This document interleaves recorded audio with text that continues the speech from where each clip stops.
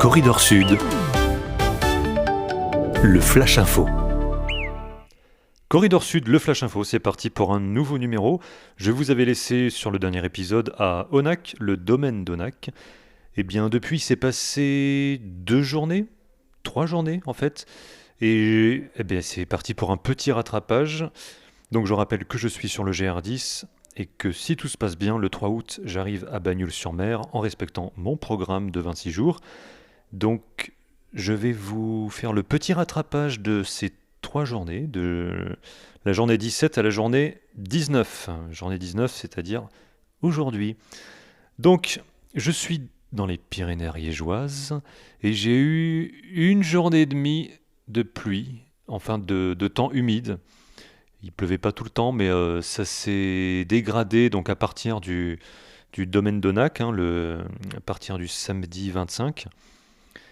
Et puis très rapidement, je me suis retrouvé à sortir le coupe-vent et aussi à avoir les pieds et les chaussures trempées. Parce qu'il faut savoir que mes chaussures ne sont pas waterproof, ce sont des chaussures de trail respirantes, donc on est bien content quand il fait beau, mais quand il pleut c'est le jeu, on se mouille les pieds et en fait c'était comme ça donc une bonne partie de la journée et il y a eu quand même pas mal de... Au début c'était de la bruine, voilà. Et puis ensuite, c'était carrément pluvieux. Et les sols étaient détrempés très rapidement.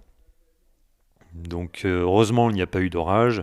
Ça a tonné 2 fois, mais dans le lointain, puis ça s'est très vite arrêté.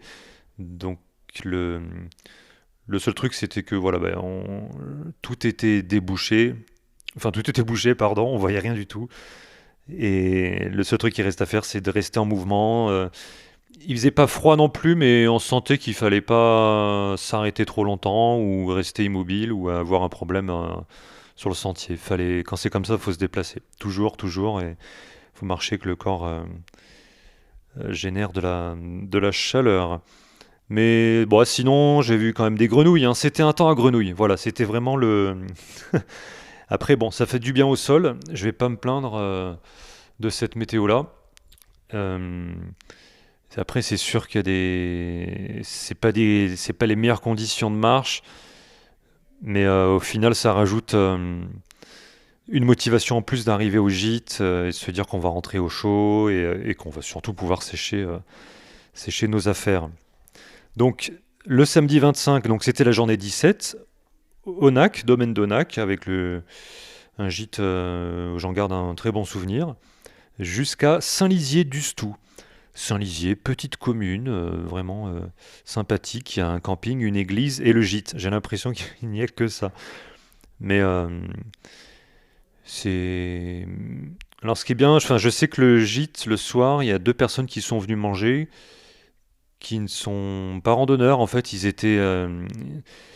sont propriétaires d'une maison secondaire dans la commune d'à côté. Et puis, en fait, c'est leur habitude. Ils sont toulousains et ils viennent prendre le frais dans les Pyrénées ariégeoises.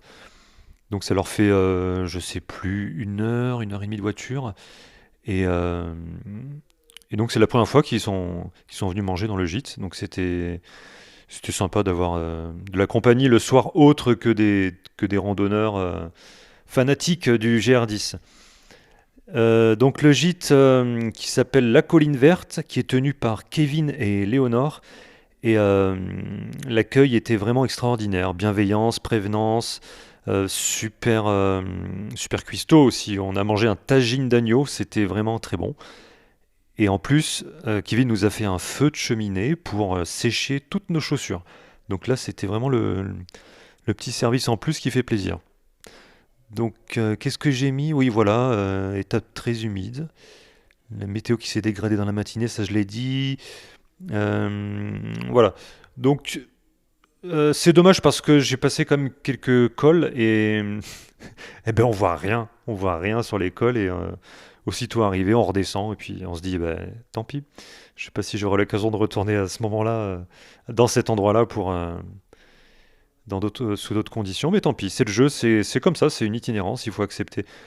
Alors, le dimanche, je pars de Saint-Lizier très tôt, à 4h40, un truc comme ça, voilà.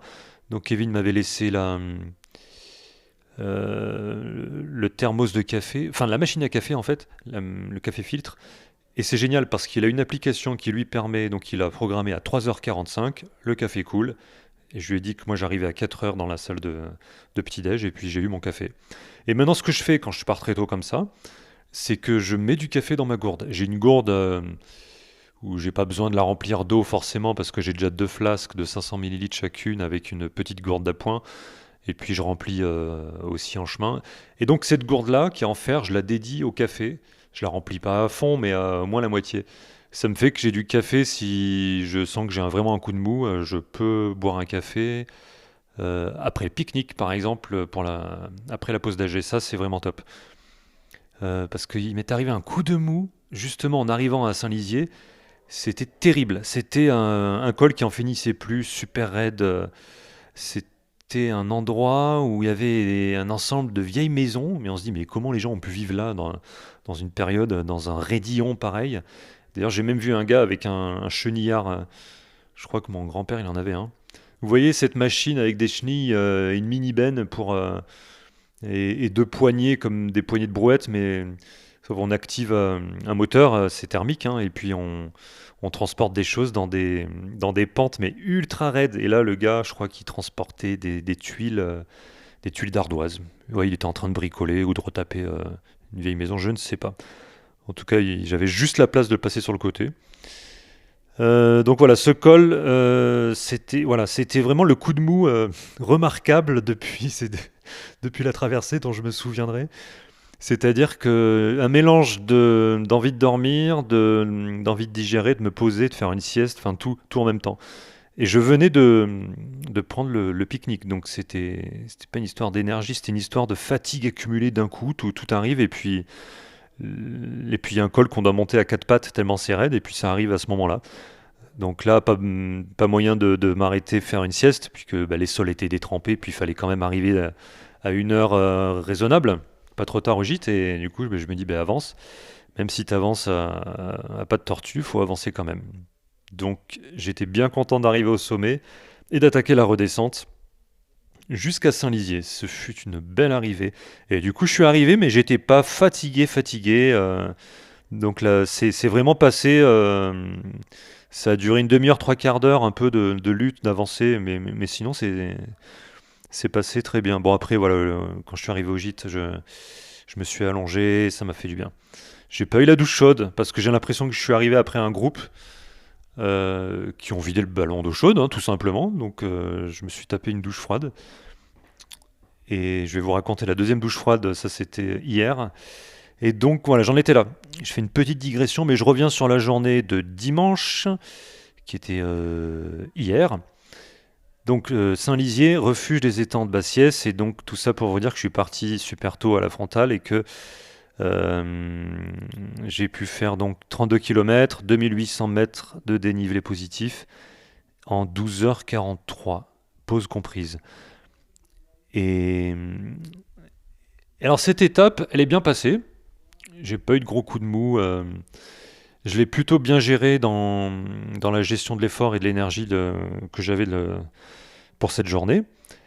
Et en plus, à la fin, m'a rejoint Mathieu. Mathieu, c'est un gars que j'avais rencontré 2 ou 3 jours plus tôt à la Maison Valier pour la pause de midi. Vous savez l'histoire avec les 3 véhicules. Après, j'ai fait l'autostop. Eh bien, juste avant, j'avais croisé ce gars-là qui lui partait faire un. Lui avait un autre plan. Plutôt que faire l'autostop pour éviter la zone de la section interdite du GR10, lui avait prévu de faire le transfrontalier, le TR, je ne sais plus, 155, enfin c'est la partie espagnole tout simplement. Donc il a fait un grand détour pour éviter la zone un peu, enfin la zone interdite. Et donc je le retrouve au dernier moment de la rando, sur la dernière côte, avant d'arriver euh, au dernier sommet, avant la dernière descente en arrivant au refuge. Au refuge, donc le refuge de Bassiès. Et, euh, et là, donc, je vois quelqu'un au loin, je ne le reconnais pas encore, mais je me suis dit, bon, bah, de toute façon, moi, j'étais pas sur un rythme très cadencé, et je me suis dit, bah, je vais laisser venir à ma hauteur, Et puis si je vais le laisser passer, si j'arrive à l'accrocher, puis je l'accroche, ça va m'aider pour finir. Et c'était aussi pour pas m'endormir, quoi, de rester sur au second degré, quoi, rester sur un rythme qui me permet d'arriver. Parce que des fois, je suis un peu trop préventif, c'est-à-dire que je suis un petit peu trop en mode économie d'énergie. Voilà, c'est ça que je veux dire. C'est que à un moment donné, c'est bien aussi de réactiver un peu plus, de redonner du rythme pour pas s'engager dans un rythme d'escargot un peu trop prévenant, mais qui va pas en fin de compte, parce il faut rester quand même un minimum rythmé dans ses pas, et c'est ce que m'a permis de tenir Mathieu. Donc Mathieu, il est assez drôle.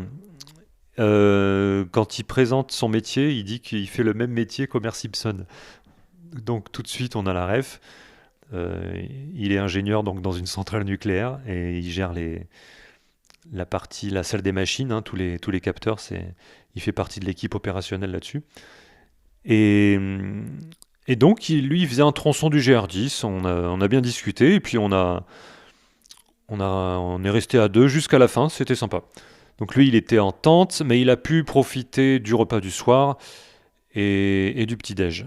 Donc il était assez content de cette option-là, parce que quand on fait du bivouac à un moment donné, on est content aussi de retrouver... D'ailleurs, c'est drôle, parce que quand il a mangé, il a l'impression: «Ah mais c'est génial, j'ai l'impression de manger tout frais payé». Je fais: «Ben ouais, non, t'as payé quand même, mais c'est juste que c'est pas toi qui a fait ta popote avec avec ta semoule, ou je sais pas, enfin, chacun a ses petits secrets de bivouac, mais en tout cas, c'était très agréable. Et, on a rencontré une bande de potes aussi qui ont leur camp de base là où je suis en ce moment à Goulier, et qui font des itinérances assez courtes dans l'Ariège. Et c'est vrai que l'Ariège, c'est quand même sympa.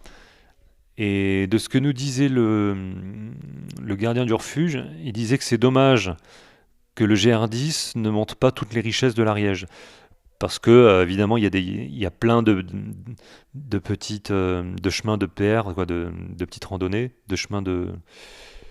oui, les PR, là, vous savez, le balisage jaune, ou de tours de pays, où on peut découvrir vraiment toute la richesse de cette région. En tout cas, moi, je suis vraiment... ouais, je suis subjugué par les Pyrénées ariégeoises, elles me laissent une forte impression pour le moment. Donc, dimanche 26, voilà, c'était l'arrivée donc au refuge de Bassiès. Bon, c'est pas un refuge extraordinaire, il n'y a pas vraiment de... Il n'y a pas l'âme en plus, enfin, c'est le service minimum. C'est vraiment, voilà, on mange copieux, mais c'est pas trop recherché. Euh, Faut pas s'attendre à quelque chose de très élaboré. Il n'y a pas de lumière dans les toilettes. J'ai dû prendre donc une douche froide, parce qu'en fait, j'achète un jeton à 3,50 €. Ou dans certains refuges, oui, on paye l'eau chaude. Parce que panneaux solaires, production, ils veulent limiter, enfin, faible réserve d'eau, donc ils incitent les gens à acheter des jetons. Et sauf que mon jeton, c'était un vieux jeton, il rentrait pas dans la machine. Donc j'avais pas mes 4 minutes d'eau chaude. Et bah, une fois que j'étais dans le bac à douche, je me suis dit: bah, tant pis, je prends une douche froide. Donc je me suis fait rembourser mon jeton. Et, et ça, c'était donc voilà, refuge de Bassiès, à 1657 mètres d'altitude, dans un bel endroit avec de grands étangs tout autour. Et puis en contrebas, on a un barrage géré par EDF. Ouais, ça a un petit peu gâché le paysage, parce que c'est vrai qu'il est en rénovation, mais en tout cas, il y a eu une belle lumière. C'était quand même une belle arrivée. Et donc lundi 27, mais c'est aujourd'hui, donc journée 19. Journée 19, je suis parti du refuge donc de Bassiès, et j'arrive ici à Goulier. Goulier, c'est une toute petite localité. C'est un village, mais vraiment typique ariégeois. C'est très... les maisons toutes concentrées, les petites... aussi petites les unes que les autres, avec une route principale, mais c'est... j'ai l'impression qu'il y a plein... dans les fonds de vallée comme ça, ariégeoises, il y a plein de villages comme ça cachés qu'on peut découvrir, où il y a aucun commerce, mais euh, on est content d'aller dans ce gîte-là, parce qu'on jouit d'un calme et de... Le cadre autour est exceptionnel. Les paysages sont magnifiques, donc vraiment, je comprends ceux qui s'établissent en Ariège. Ça, comme je le disais, ça me laisse une forte impression. Et il y a toujours, je pense qu'il y aura toujours de quoi se balader, faire des activités rando dans le coin. Et donc, aujourd'hui, c'était une étape où il n'y avait pas grand intérêt. Donc, c'était parfois assez monotone. La seule partie qui m'a fait un petit peu un effet waouh, c'était la partie où on est sur une sente, où c'est un petit peu exposé. On a une belle vue sur le fond de vallée. Et, euh, et là, ça reste très sauvage, ça reste très rocheux, quoi. Et puis, la sente, elle est toute petite. Et moi j'aime bien quand on a cette impression de balcon comme ça. Ouais, donc sur la fin, c'était quand même pas mal. C'était une petite étape et je suis parti assez tard ce matin, à 7h30 du matin. Euh, donc pour moi, c'est assez tard. Et c'est la première fois que je fais pas le petit déj tout seul dans le noir, enfin avec ma frontale où j'essaye de faire pas de bruit quand je prends mon petit déj. Non, là j'ai pu prendre mon petit déj à l'ouverture officielle à 7h. Et, euh, et voilà, je suis parti, j'ai laissé Mathieu et son collègue derrière moi. Et puis bon, finalement, j'ai été sur un rythme assez régulier aujourd'hui, j'ai bien géré. Le pique-nique était bon. J'ai vu, me semble-t-il, deux couleuvres et un lézard vert occidental. Vous savez, ce sont des lézards plus gros que les petits lézards des murailles. Et ils sont jolis comme tout. Couleur vert clair, c'était fantastique. Euh, donc là, on a bien mangé ce soir. Ouais, il y avait de la bonne volaille avec des patates frites, mais vraiment pas trop grasses, bien. C'était vraiment très bon, avec une part de melon en entrée, et puis on a fini sur un sorbet framboise avec un gâteau au chocolat et une pointe de chantilly. C'était quand même pas mal. En plus, on m'a mis dans un dortoir avec trois lits, je suis tout seul. Ça, c'est parfait, ça fait du bien. Et demain, grosse étape. En fait, je vous explique. Demain, après-demain, demain, je pense pas que je ferai un flash info du coup. Demain, c'est une grosse journée parce que oui, il faut que j'aille sur l'appli qui va me dire. Voilà. Demain, je fais 45 km, 3700 mètres de dénivelé positif pour aller au refuge de Rulle, qui est juste après le plateau de Beille. Donc c'est une grosse étape, je vais partir là, je vais essayer de partir le plus tôt possible, entre 4h et 4h30 du matin, pour, euh, pour avoir le temps, pour avoir de la marge dans la journée, et gérer mon effort tranquillement. Et puis, et je pense que j'ai réglé cette étape comme ça, j'ai ajusté ça parce que j'avais dû faire une modification de logement. Ça fait qu'après-demain, j'ai une journée complètement relâche, à 12 km et 300 mètres dénivelé. Donc j'aurai les deux extrêmes, grosse journée demain, et puis après-demain, une petite journée pour récupérer. Donc, donc demain, je pense que je vais être pas mal. Il y aura une bonne partie en frontal. Et puis, ce sera la surprise. Où est-ce que le jour va se lever? Je pense que j'aurai des belles lumières. Là, on est parti. On retrouve des journées ensoleillées. Donc, je pense que ça va donner lieu à une très belle lumière, un très beau lever de soleil. Voilà. Eh bien, là-dessus, je vous dis peut-être dans 2 jours. Ou si j'arrive assez tôt demain, je vous ferai un petit point de situation demain. Voilà, bonne soirée.